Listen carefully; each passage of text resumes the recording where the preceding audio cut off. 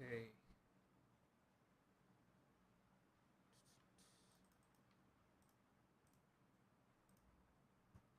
LLM as a judge, a practical guide. How to scale LLM evaluations beyond manual reviews. Hmm. LLM as a judge, a practical guide. How to scale LLM evaluations beyond manual review. Okay. Um, if you have built features powered by LLMs, you already know how important evaluation is. Getting a model to say something easy, but figuring out whether it's saying the right thing is where the real challenge comes. For a handful of test cases, manual reviews works fine, but once the number of examples grow, handshaking would quickly become impracticable. Instead, you need something scalable, something automatic. That's where the metric like Blue and Rouge and Meteor comes in. So basically, to test, so we have unit tests for normal programming, and for the LLMs, we need these metrics such as Blue, Rogue, and Meteor. They are fast and cheap. I'm not sure why it's cheap. I have never used it, but they only scratch the surface by examining the token overlapping. Okay, so uh, as I don't remember actually how these things work, but when they say token overlapping, probably they mean whether the test data and the you know the trained data uh, probably they overlap. I'm not sure. Like, can we quickly search this because I think that's kind of important to understand. Okay, the first overlap is okay. Topology definitions. I hope this is welcome to the new column definition. Is it okay? Parsing is there, so probably welcome to new column about how to get Alexa parser generators. So basically, this is about LLMs. Uh, uh, uh. Transformer tokens. I've been trying to do some token classification using Hugging Face transformers. I am seeing instances where tokenizers returns overlapping tokens. What is overlapping tokens?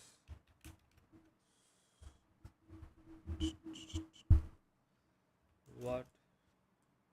White?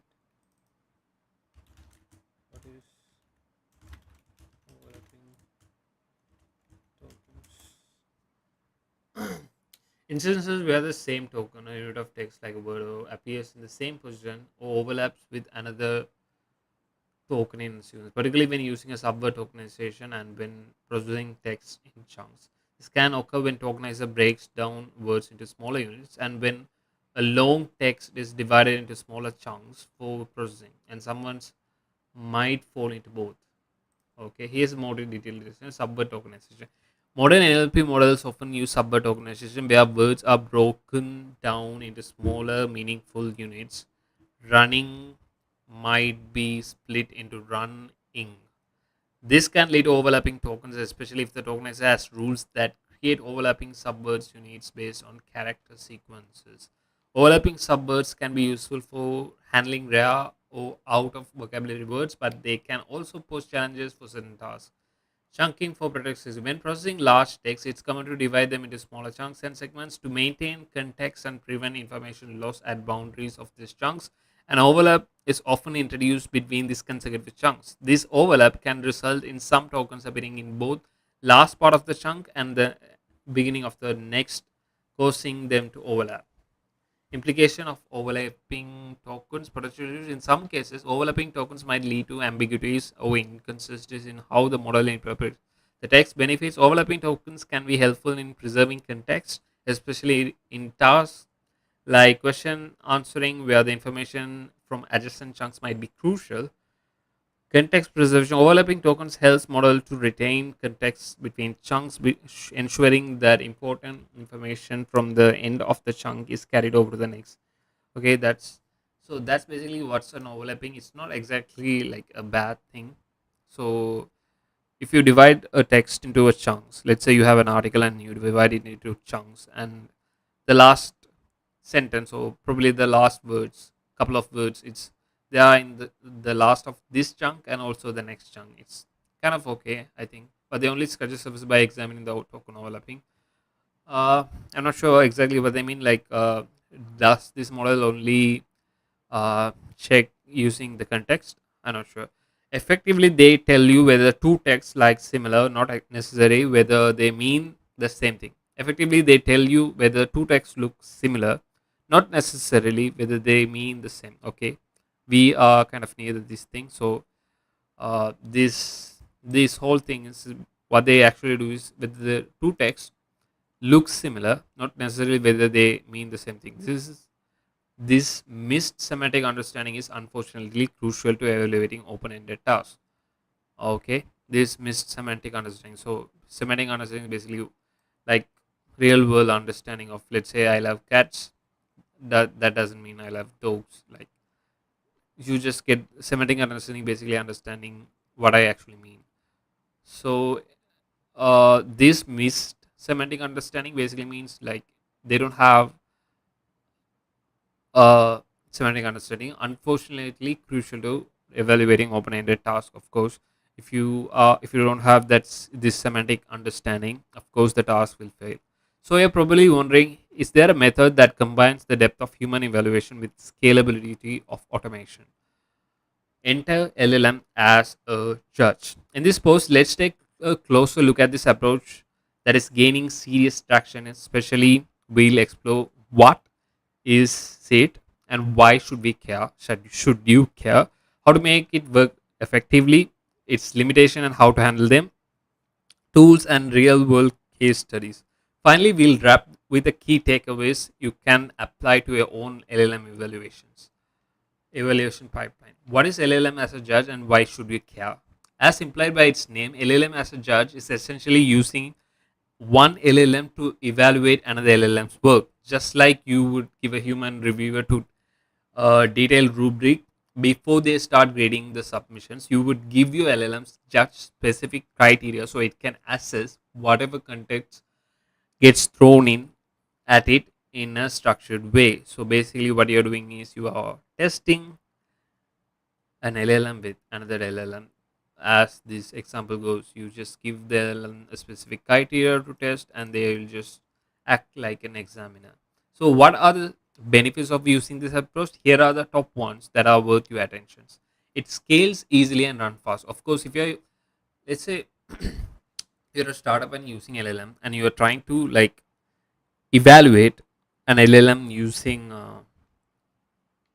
using basically you read through this, you have article generator, and you're just always having a like some kind of person or some kind of somebody to actually like check whether these are actually related.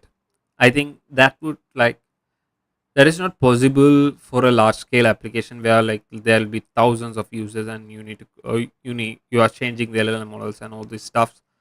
It's really hard. So I think this is kind of a good approach. Like, you use the LLMs. I think it scales easily. That's what basically means. You can't hire like hundred of people to like test LLMs. LLMs can process massive amounts of text data way faster than any human reviewer could. Yes. So the scalability. This lets you iterate quickly and let's test thoroughly, both which are crucial for developing LLM powered products. It is cost effective. Using LLMs for evaluations cuts down dramatically on manual work. This is a game changer for manual small teams or early stage projects where you need quality evaluation but don't necessarily have the resources for extensive human review. It goes beyond simple metrics to capture nuance. This is one of the most compelling advantage. It goes beyond simple metrics to capture nuance. This is one of the most compelling advantages. An LLM judge can.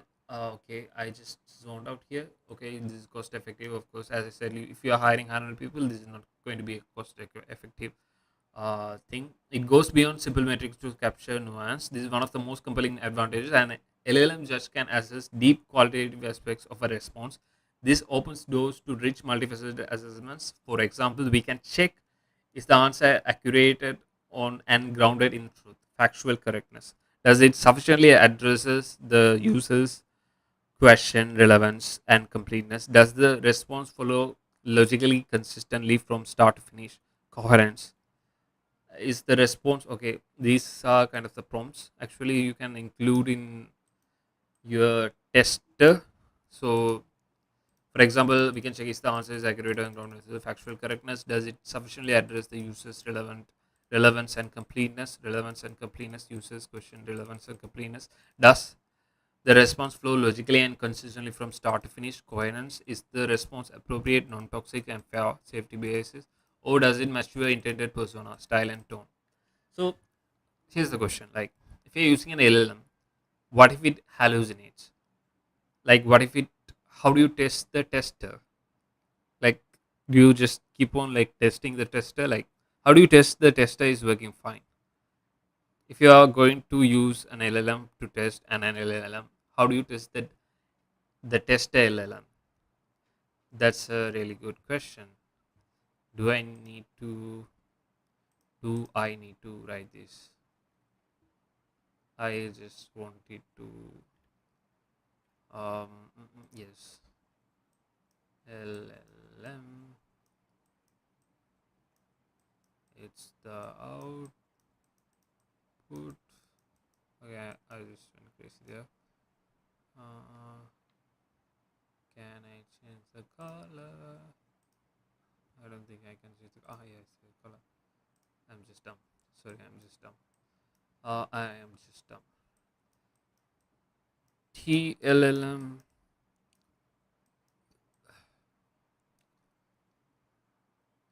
It's going to tell. Of course, it's going to give an output, which is the test result. T output. And what are we going to do? We are going to have another LLM. I mean, is this actually like correct in a sense? Like another LLM, like we'll go to the beta alpha LLM and we need this will just keep on going, right? Like, how do you like be sure these results are correct? Hmm. Okay, cool. It maintains consistency. Human reviewers may vary in interpretation, attention. Of course, of course, like humans are at the end they are going to be the consumers, like not the LLMs. So if you have the LLMs as the testers, who is going to test the that work? But of course, you can have another guy like after this. Actually, instead of if you are somebody can actually test this outputs. Probably, probably they can like manually check this. You can have an human again here, like at the end of the loop. I think that's the only solution you can actually do. Like it's pretty obvious. Human reviews may vary in interpretation, attention, or criteria over time. An LLM judge, on the other hand, applies the same rules every time. That's the problem. It's basically depends on like what's your context. Like if you're writing a, you know, when it comes to writing, there's a lot of interpretations. It's not like programming language or something like that. You have a specific for a word for a sentence. Words can be changed, interpreted in different ways based on the emotions and like the context. If you're saying something, hi, how are you, at a funeral, doing good, like if you're asking someone like, hi, how are you, doing good, it depends. As I said, in a funeral, it's not good. In a uh, birthday party, maybe it's good. But the context is going to be given by the human, and who is going to check that? Like, is there a specific person? You get what I mean, right? Like, so the consistency is kind of generalized. Could this apply to a specific scenario where a company, you're writing a company email to a boss, but it has a specific, the way to write things, or probably something different. I think there might be a problem there, but I think this is kind of a probable solution for this. Yes, it maintain consistency, of course. An LLM judge, on the other hand, applies the same rules every time. This promotes more repeatable evaluations and essential for tracking long-term improvements. Repeatable evaluations. Mhm. This promotes more repeatable evaluations, of course. Same rules every time. Okay. So yeah, that's the thing. Like if you have not a really static requirement, that this will be cool. Static and general context. It is explainable. This is another factor that makes this approach appealing. When using LLM Judge to evaluate, we can ask it to output not only a simple decision but also the logical reasoning it uses to reach this decision. This explainability. Okay, this is another factor that makes this approach appealing. When using LLM Judge to evaluate, we can ask it to output not only a simple decision but also the logical reasoning it uses to reach this decision. This explainability makes it easy for you to audit the results and examine the effectiveness of the LLM Judge itself. Okay, so okay, so it's again like as I said, like you can't just simply give the LLM Judge. At the end, you're going to judge the LLM Judge as well. Uh, does it make the process easy? Probably yes. Uh, of course, you can ask for the reasoning as well. So, what if there should be an expert? So, the one who is so here's the thing: if someone in, if someone is uh, judging, a human judge is they are at this level. He don't have to be an expert, but at this level, if he has to find some faults, this guy has to be an expert. Or even though it gives reasons, I don't think. Hmm,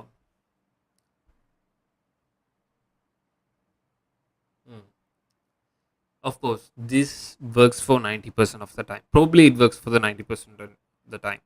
I'm talking about the 10% where it gives you a logical reasoning, but the one who is making the decision whether this LLM judge results is correct or not has to be really really smart and really really expert at whatever the context the business is dealing with. So that's my point. Like this is fine, but to this level it should be, I don't know, like if you are a human resource person, this is cheaper than this one, this human. It is explainable. This is another factor that makes this approach appealing. When using LLM just to evaluate, we can ask it to output not only a simple decision but also the logical reasoning it uses to reach this decision. This explainability makes it easy for you to audit the results and examine the effectiveness of the LLM judge itself. This explainability makes it to audit the results and examine the effectiveness of. Okay, let's say I have to judge an article, but I am now using an LLM to, let's say I'm an examiner, I'm correcting a 10 year, like an 16 years old, 18 years old article for an English exam. And instead of me correcting it, I'm giving it to an LLM and ask it to review it and tell it the reasons why you chose this and this. It's going to be a general uh, evaluation, right? So it's going to be a very general, hey, this is the grammar, these things. It's going to analyze and give it to me. There might be things that even I don't know, right? If I have read it, I might have a subjective, of course, a subjective and like the grammar errors, all those stuff. Of course, it makes it easy, but now the thing is, it's going to have the general reasoning for every student, and every student is going to get the kind of general, the general evaluation. So that general, what if someone writes something that is not a general article, but it's extraordinary? At this point, the person who is used the LLM to judge it, of course, he's comfortable with it. It's going to give him all the reasoning. It's going to spoon feed him. But what about this extraordinary article that is written which doesn't follow any general rules? What will happen then? A person who is not that expert in judging, or the examiner, this is going to fail. I'm just talking about this edge case. Of course, this is going to like this is not going to be a like 90% scenario. This is going to be a like 0.01% scenario. This can be, that is what I am saying. This can be a edge case, and that edge case is going to be a problem that is hard to solve. And who is going to solve that if the person who is supposed to develop the skills using examining testing is not actually developing those skills? He is developing a general skill, not a specialized or hard skill. That's my point. Okay, but this is a good approach. I'm not criticizing this. This is a whole this whole method sucks. I'm not saying anything like that, but I'm just pointing out there's an edge case and how we are going to deal with it. At this point, you might be asking, does LLM asking LLM to grade another LLM really work? Okay, I really like this. Of course, I think I'm asking that question. Does asking an LLM to grade another LLM, isn't it just letting the model mark its own homework? Yeah. Surprisingly, the evidence for far says yes, it works, provided that you do it carefully. As I said, carefully.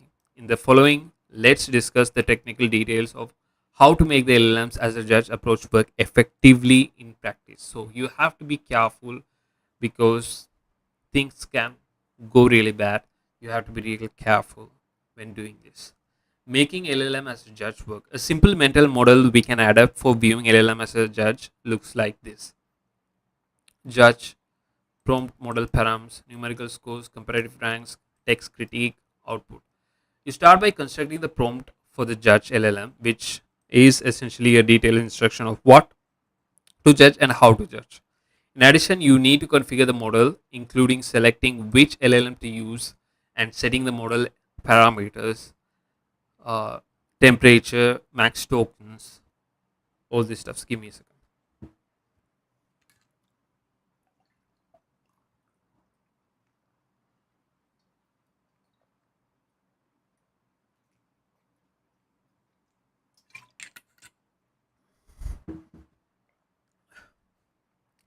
You start by constructing the prompt for the judge, which is essentially a detailed instruction. Okay, including selecting which LLM to use and setting the model parameters, temperature, max tokens, etc. Based on the given prompt and configuration, when presented with the response or multiple response, the judge LLM can produce different types of evaluation results such as numerical scores, quantify scale rating, comparative ranks, ranking multiple responses side by side from best to worst, or textual critique, an open-ended explanation of why a response was good or bad. Commonly, only type of evaluation is conducted. It should be specified in the prompt for the judge. Let me quickly go through this. I just didn't get this that much. Based on the given prompt and configuration, when presented with the response or multiple response, the judge LLM can produce different types of evaluation results, such as numerical scores, of course, comparative ranks, ranking multiple responses side by side from best to worst, of course. Okay, this is kind of, I'm not sure. Like there are multiple articles. Let's say you're going to evaluate this is better than this is better than this, of course, or you're going to quantify rating, or textual critique, an open-ended explanation why a response was good or bad, or you give response for this, of course, as mentioned here. You are going to like just explainability makes it, You're just going to make it explain by textual critique. Commonly, only one type of evaluation is conducted, and it should be specified in the prompt for the judge. You can use any in one of these, of course. Yeah. Arguably, the central piece of the system is the prompt, as it directly shapes the quality and reliability of the evaluation. Let's take a closer look at that now. Prompt design. The prompt is the key to turning a general purpose LLM into a useful evaluator. To effectively craft the prompt, simply ask yourself the following six questions. The answers to those questions will be the building blocks of your final prompt. Let's walk through them. Who is your LLM just supposed to be? Instead of simply telling the LLM to evaluate something, give it a concrete expert role. For example, you are a senior customer experience specialist with 10 years of experience in technical support quality assurance. Hey, that sounds like a like a job description. Oh, like I'm a senior customer experience specialist. Senior customer experience specialist with 10 years of experience in technical support quality assurance. Technical support quality assurance. Senior customer specialist with the 10 years experience in senior customer experience specialist with 10 years of experience in technical support quality assurance. Technical support question. Okay, that I mean this is confusing for me. I'm not sure about the LLMs, but this is really confusing for me. A customer experience specialist with technical support. Okay, okay, customer. Okay, customer. Technical support as quality assurance. It's like you give a QA guy and you okay QA guys to speak to the customers, of course. Generally, the more specific the role, the better the evaluation perspective. What exactly are you evaluating? Inform the judge LLM about the type of content you want it to evaluate. For example, AI generated product description for our e-commerce platform. Okay, as I said, I can actually put it here like you are an experienced teacher of 10 years experience in marking grammar. It's going to take you know all the examples of the great teachers out there on online. These are going to be general, right? Like that's the problem. Like how can general be specific for a long time? That's the thing that okay. AI generated product description of a e-commerce platform. Of course, I'm going to say like something similar to this. What aspects of quality do you care about? If define the criteria you want to judge to assess. Are you judging factual accuracy, helpfulness, coherence, tones, safety, or something else? Evaluation criteria should align with the goals of your application. For example, okay, this is generated with ChatGPT. Great. Evaluate the response based on its relevance to the user's question and adherence to the company's tone guidelines. Evaluate the response based on its relevance to the user's question and adherence to the company's tone guidelines. So you have to give the tone guidelines. Okay, limit yourself to 3 to 5 aspects. Otherwise, focus would be diluted. How should the judge score response? This is a part of the prompt set's evaluation strategy for the LLM judge.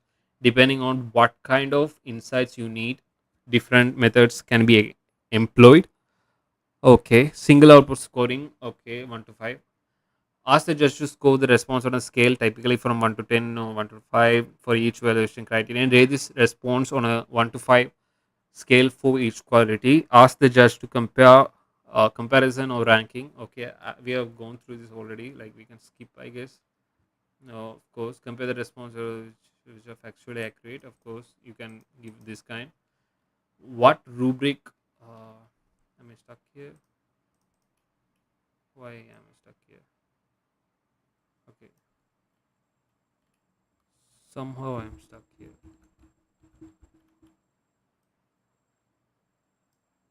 Okay, I think it's time to quit this. Oh yeah, I think because of the plugin, it's hard to swipe. What rubric examples should you give the judge? Specifying well defined rubrics and concrete examples is the key to ensuring the consistency and accuracy of LLM's evaluation. A rubric describes what good looks like across the different score levels, what counts as 5, 3 on coherence. This gives the LLM a stable framework to apply its judgment. To make the rubric actionable, it is always a good idea to include the example responses along with the corresponding scores. This is a few shot learning in action, and it is a well known strategy to significantly improve the reliability and alignment of the output. Here's an example of rubric for evaluating helpfulness and in AI generated product descriptions on an e commerce platform. The description is highly informative, specific, and well structured. It clearly highlights the product's key key features, benefits, and potential use cases, making it easy for customers to understand the value. Mostly helpful with good coverage of features. And okay, I'm just into this. This is kind of like an IELTS score. What is 5? What is 4? You give everything. Example description. This is the stylish pack, perfect for any this occasion with plenty of space and trendy design. It's your ideal companion. As in score 3. Adequately helpful, covers basic. Give me a second. Adequately helpful, cover basic features but lacks depth or fail to address likely customer questions. Okay. This stylish backpack is perfect for any occasion with plenty of space. With a trendy design, it's your ideal companion. While the tone is friendly and the language is fluent, okay, this is great. Mhm. Okay, while the tone is friendly and the language is fluent, the description lacks specifics. It doesn't mention the materials, dimension, use cases, or practical features like compartments or port briefing. It's functional but not deeply informative, typical of 3 in rubric. What output do you need? The last thing you need to specify in the prompt is the output format. If you intend to prepare the evaluation results for human review, then a natural language explanation is often enough. Besides the raw score, you might ask the judge to give the short paragraph justifying the decision. The last thing you need to specify in the prompt is the output format. If you intend to prepare the evaluation results for human review, a natural language explanation is often enough. Besides the raw score, you might also ask the judge to give a short paragraph of justifying the decisions. However, if you plan to consume the evaluation results in some automated pipelines or show them on a dashboard, a structured format like JSON would be much more practical. You can easily parse multiple fields programmatically. Uh, Helpfulness, scope, tone, explanation. The response was clear and engaging, covering most details and appropriate tone. Besides those main questions, two additional points are worth keeping in mind that can boost performance in real world use. Explicit reasoning instruction. You can instruct the LLM just to think step by step or to provide reasoning before giving the final judgment. Those chain of thought techniques generally improve the accuracy and transparency of the evaluation. It can happen that the response submitted for evaluation are ambiguous or lack context. For those cases, it is better to explicitly instruct the LLM judge on what to do when evidence is insufficient. If you cannot verify a fact, mark it as unknown. Those unknown cases can then be passed to human reviewers for further examination. This small trick helps avoid silent hallucination or overconfidence scoring. Okay, wait, give me a second. I need to like gather my thoughts. I just kept on reading. You can instruct the LLM judge to think step by step. Okay, I understood. This handling uncertainty. It can happen that responses submitted for evaluation are ambiguous or lack context. Responses submitted. Okay, for those cases, it is better to explicitly instruct the LLM judge on what to do when evidence is insufficient. If you cannot verify a fact, mark it as unknown. Those unknown cases can be passed to human reviewers for the further examination. This small trick helps avoid silent hallucination or overconfidence scoring. I think this is good, right? I think this is kind of hmm, like if you can have a way to prompt your way out of like you prompt your way. Uh, let's say we take that extraordinary article. Like if you can prompt something that can mark it as unknown. Uh, like if we lack something like that, if you can, if something doesn't fall into any of this category and it's hard to judge, put it as unknown, and that can be evaluated by an expert. an examiner, human reviewers, that would be great. But again, that guy has to be an expert. That's pretty much yeah, great. Maybe he might not have to be an expert, but like what I'm saying is it's coming out of something something that is covered by like general stuff. So you have to be expert at.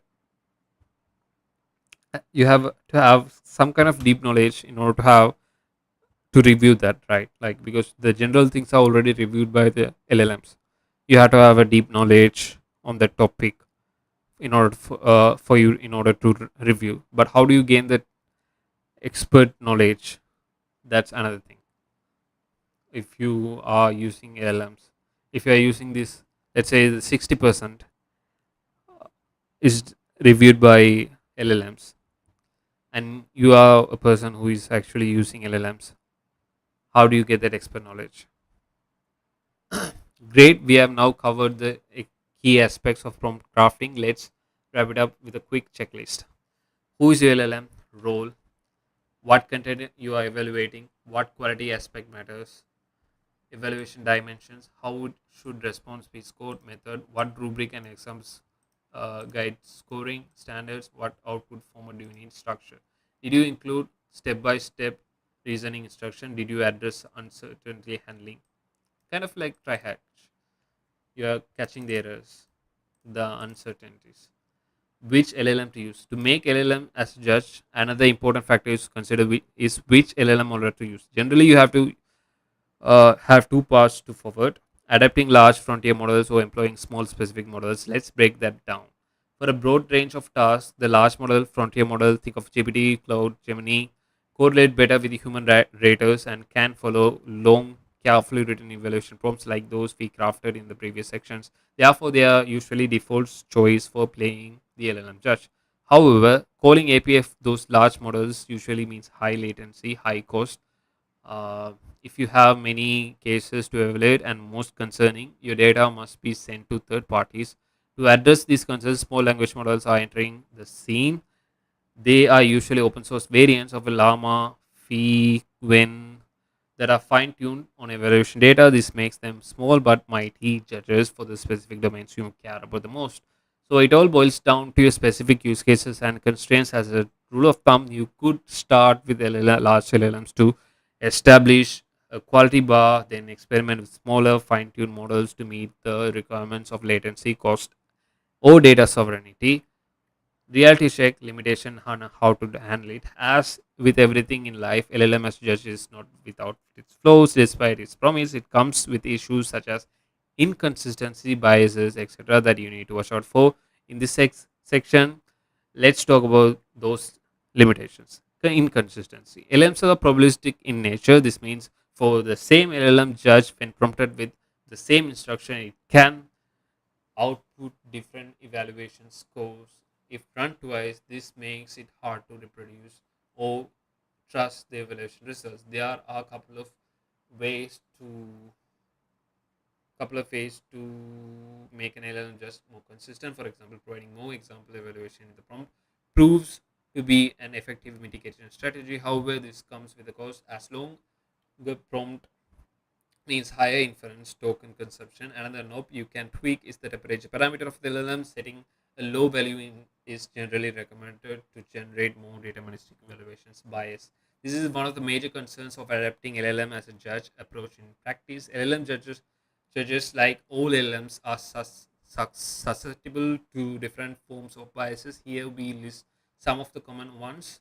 Position bias. It is reported that an LLM judge tends to favor responses based on the order of presentation within the prompt. For example, an LLM judge may consistently prefer the first response is a pairwise comparison, irrespective of its quality. Self-preference bias. Some LLMs tend to rate more favorably their own outputs or outputs generated by models from same family. Verbosity bias. LLM judge seem to love longer, more verbose response. This can be frustrating when conciseness is a desired quality or when a shorter response is more accurate or relevant. Okay, LLMs seem to love longer, more verbose responses. This can be frustrating when conciseness is the desired quality and when shorter response is more accurate or relevant. Okay, of course. Yeah, I have seen this. Like LLM can give you a really big paragraph for a small question that they might do. Inherited bias, LLM judges inherit biases from its training data. Those biases can manifest in the evaluation in subtle ways. For example, the judge LLM might prefer responses that match certain viewpoints, tones, or demographic cues. As I said, this is might be what I was actually meaning. Like, let's say it favors a particular tone, and someone writes really good articles, but not at the tone. It might actually score it low, not even put it in an unknown. In that case, you have to have an unknown case where none of the tones that you have mentioned, or like none of the tone that you specified, didn't match. For that, you have to define the tones. You have to be very specific about your tones, and if that tone doesn't match, you might put it into an unknown, but you have to cover that unknown certain uncertainty case. That's the issue here. So how you should we fight against those biases? There are a couple of strategies to keep in mind. First of all, refine the prompt. Define the evaluation criteria as explicitly as possible. So yeah, that's what I said. Like, it's all depending on your prompt, how specific, how you handled, how domain knowledge that you have. I think you have to be really good and have a really expert knowledge in designing problem. Of course, you can take help from LLMs, but you have to have that depth of knowledge in order to like write a prompt that handles all these cases, uncertainty cases, handles all these things. You have to think of each and every specific details. uh, yeah.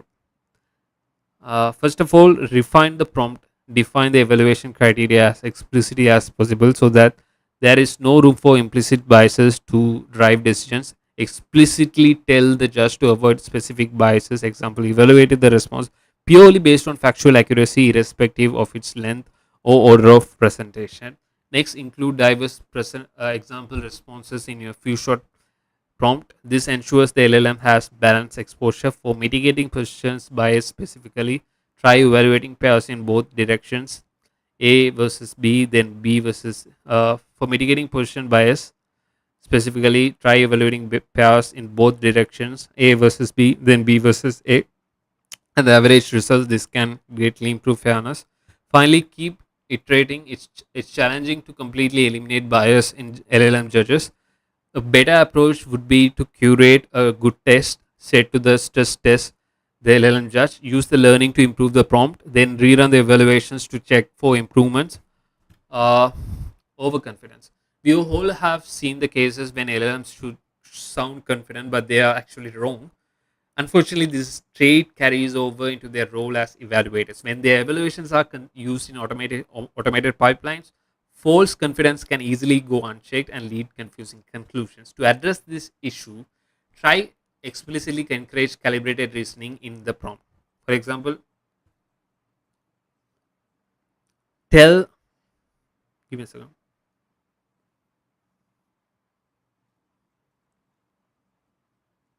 Tell the LLM to say cannot determine if it lacks enough information in the response to make a reliable evaluation. You can also add a confidence score field to the structured output to help surface ambiguity. Those edge cases can be further reviewed by human reviewers. Finally, finally, this is what I said. Finally, thank you, thank you. These edge cases should be evaluated by professional expert human reviewers, not junior interns. Probably not. I'm not saying anything bad about the interns. An intern could be highly knowledgeable, but I'm saying is like you might need an intern, really good intern. Yeah. Useful tools and real world application. To get started with LLM as a judge approach, the good news is you have a range of both open source tools and commercial platforms to choose from. On the open source side, we have OpenAI Evals, a framework for evaluating LLMs and LLM systems, and open source registry of benchmarks. Deep Eval, a simple to use LLM evaluation framework for evaluating testing and testing large language models, RAG pipelines, chatbots, AI agents. It is similar to PyTest but specialized for unit testing LLM outputs. Systematically, TrueLens systematically evaluate and track LLM experiments. Core functionality includes feedback functions and RAG triad and honest, harmless, and helpful evals. Prompt Foo, a developer-friendly local tool for testing LLM applications, support testing on prompts, agents, and RAGs, red teaming, pon- pen testing, and vulnerability scanning for LLMs.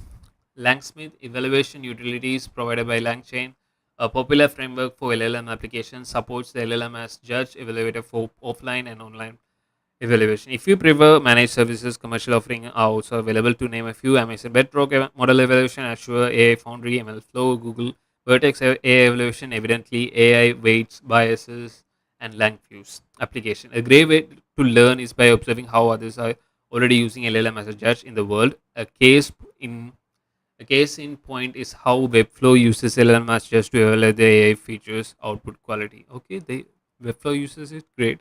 To develop robust LLM pipelines, the Webflow product team heavily relies on model evaluation. That is, they prepare a large number of test inputs, run them through the LLM systems, and finally grade the quality of the output.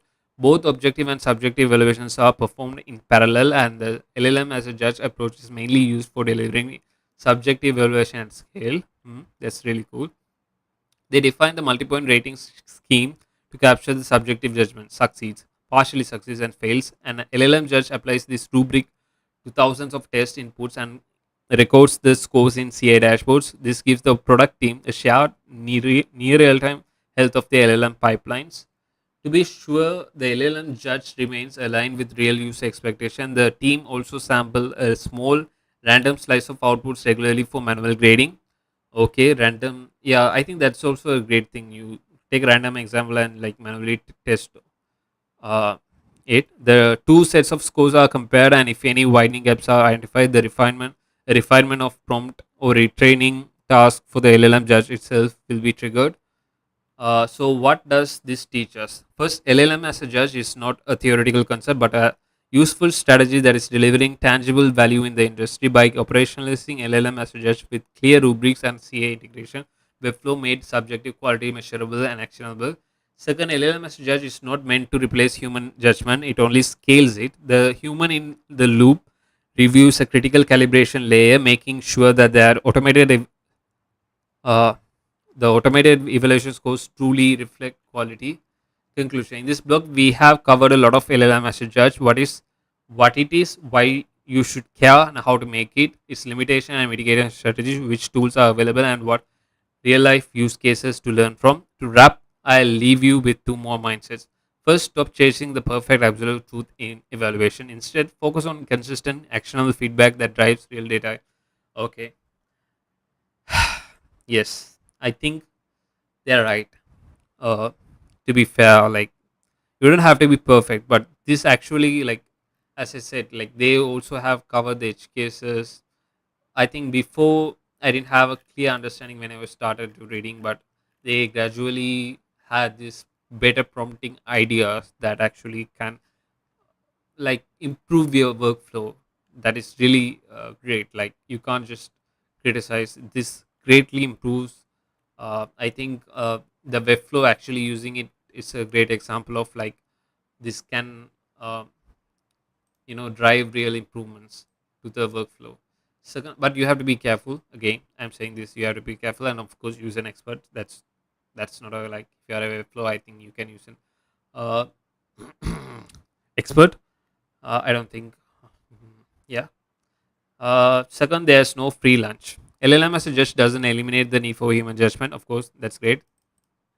Good that you improved it, included it. It simply shift where the judgment is applied.